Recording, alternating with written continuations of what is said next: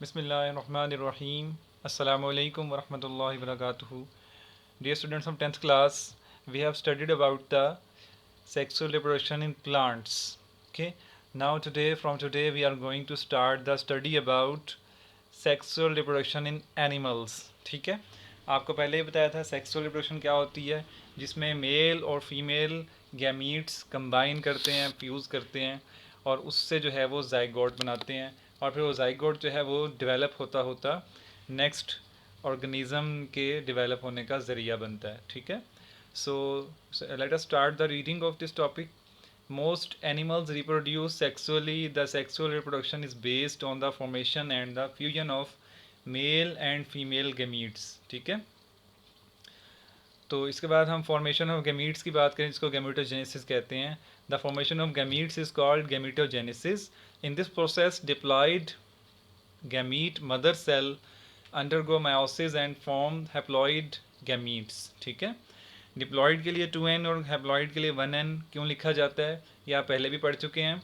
ठीक है, diploid cell में क्रोमोसोम्स पेयर की फॉर्म में होते हैं, जबकि हैप्लॉइड सेल्स में पेयर जो हैं वो अलग अलग हो जाते हैं. ठीक है, the male and female gametes, जिनको स्पर्म्स एंड एग सेल्स कहते हैं, are produced in specialised organs called gonads. ठीक है, गोनेड्स के हवाले से आप लोगों ने चैप्टर नंबर 12 में भी पढ़ा था.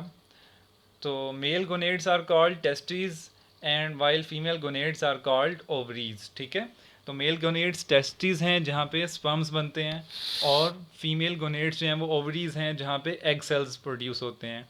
The production of sperms in testes is called spermatogenesis and the production of egg cells in ovaries is called oogenesis. ठीक है, तो स्पर्मेटोजेनेसिस और ओजेनेसिस ये हमारी स्टडी का कंसर्न होंगे आगे से.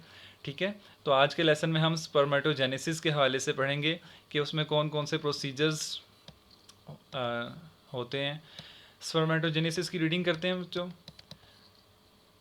Spermatogenesis. Some cells present in the walls of seminiferous tubules of testes divide repeatedly by mitosis to form large number of diploid spermatogonia. ठीक है, कुछ ट्यूब्यूल्स मौजूद हैं टेस्टिस के अंदर जो डिवाइड होती हैं, उनके सेल्स जो होते हैं वो उनकी वॉल्स पे जो सेल्स होते हैं वो डिवाइड होते हैं और वो डिप्लॉयड स्पर्मेटोगोनिया सेल्स बनाते हैं. ठीक है, सम स्पर्मेटोगोनिया प्रोड्यूस प्राइमरी स्पर्मेटोसाइट्स. उसके बाद कुछ जो हैं वो प्राइमरी स्पर्मेटोसाइट्स बना देते हैं. Each primary spermatocyte undergoes meiosis 1 and produces 2 haploid daughter cells called secondary spermatocytes. ठीक है, जो प्राइमरी स्पर्मेटोसाइट्स सेल्स हैं वो मायोसिस से गुजरते हैं और मायोसिस 1 के ज़रिए से वो सेकेंडरी स्पर्मेटोसाइट्स बनाते हैं. उसके बाद these cells undergo meiosis 2. In this way 4 haploid spermatids are produced from each primary spermatocyte. तो प्राइमरी स्पर्मेटोसाइट ने मायोसिस 1 के थ्रू सेकेंडरी स्पर्मेटोसाइट के 2 सेल्स प्रोड्यूस किए और उन 2 सेल्स ने फर्दर डिवीजन के बाद 4 सेल्स प्रोड्यूस किए हैं. ठीक है, जिनको स्पर्मेटिड्स कहा गया है. Okay, the spermatids are non motile. Spermatids जो होते हैं ये मोटाइल नहीं होते हैं, मूव नहीं कर सकते हैं, ये सेल्स अपनी जगह पे रहते हैं. And many changes occur in them to convert them into motile cells. क्योंकि स्पर्म सेल्स ने बच्चों इन्होंने जाके एग सेल्स से कंबाइन करना होता है. एग सेल्स मूव नहीं करते हैं, स्पर्म सेल्स मूव करके जाके एग सेल्स से कंबाइन करते हैं. सो स्पर्मेटिड्स जो हैं ये नॉन मोटाइल होते हैं, लेकिन इनमें कुछ ऐसे चेंजेस आ जाते हैं जिससे ये मोटाइल बन जाते हैं. यानी अल्लाह ताला की तरफ से इन सेल्स को मूव करने की सलाहियत मिल जाती है. Their nuclei shrink and some structures are formed. For example a corner called acrosome, a tail and a mitochondrial ring. ठीक है, तो ये कुछ स्ट्रक्चर्स हैं जो इस सेल के ऊपर डेवलप होंगे और इस सेल का न्यूक्लियस जो है वो श्रिंक हो जाएगा.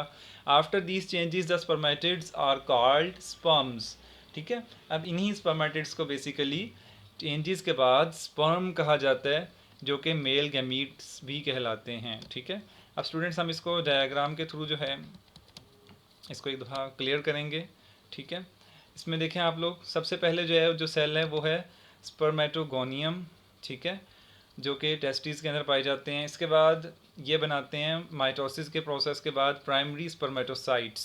ठीक है, प्राइमरी स्पर्मेटोसाइट्स के अंदर जो है वो मायोसिस का प्रोसेस होता है और मायोसिस 1 में ये मज़ीद 2 सेल्स प्रोड्यूस करता है जिनको सेकेंडरी स्पर्मेटोसाइट्स कहते हैं, ठीक है। ये हमारे लेसन का गो थ्रू भी है, इसलिए आप इसको ध्यान से समझिएगा, ठीक है। सबसे पहले मैं इसको रिपीट करता हूँ, स्पर्मेटोजेनेसिस को हम टॉपिक स्टार्ट किया है, और ये क्या होता है, ये स्पर्म्स के प्रोड्यूस होने के प्रोसेस को कहते हैं। तो स्पर्म्स कैसे प्रोड्यूस होते हैं, टेस्टिस के अंदर जो स्पर्मेटोगोनियम नामी सेल्स हैं, ठीक है, जो walls of the tubules in testis पाई जाती हैं, उन वो प्राइमरी स्पर्मेटोसाइट बनाती हैं माइटोसिस के थ्रू, और फिर प्राइमरी स्पर्मेटोसाइट्स जो हैं वो मायोसिस 1 के थ्रू सेकेंडरी स्पर्मेटोसाइट्स बनाते हैं, ठीक है। उसके बाद सेकेंडरी स्पर्मेटोसाइट्स जो हैं वो मज़ीद डिवाइड होते हैं मायोसिस 2 के थ्रू, वो स्पर्मेटिड्स बनाते हैं, ठीक है। तो आप देख सकते हैं सेकेंडरी स्पर्मेटोसाइट्स जो हैं इन्होंने 2 से 4 सेल्स बना दिए हैं, ठीक है। इसके बाद बच्चों ये नॉन मोटाइल सेल्स होते हैं, इनको मोटाइल करने के लिए इनमें कुछ चेंजेस आते हैं, ठीक है। जैसे एक हेड बन जाता है, ठीक है, न्यूक्लियस श्रिंक हो जाता है, माइटोकॉन्ड्रियल रिंग बन जाती है, टेल बन जाती है, ठीक है। तो इस किस्म के स्ट्रक्चर्स जो हैं जो इसकी हेल्प करते हैं इसको मूव करने में, और इस तरह से स्पर्म्स जो हैं ये मूव करके एग सेल्स तक जाके कम्बिनेशन बना लेते हैं, और फिर जाइगोट, और फिर उसके बाद फर्दर रिप्रोडक्शन की स्टेजेस आती हैं।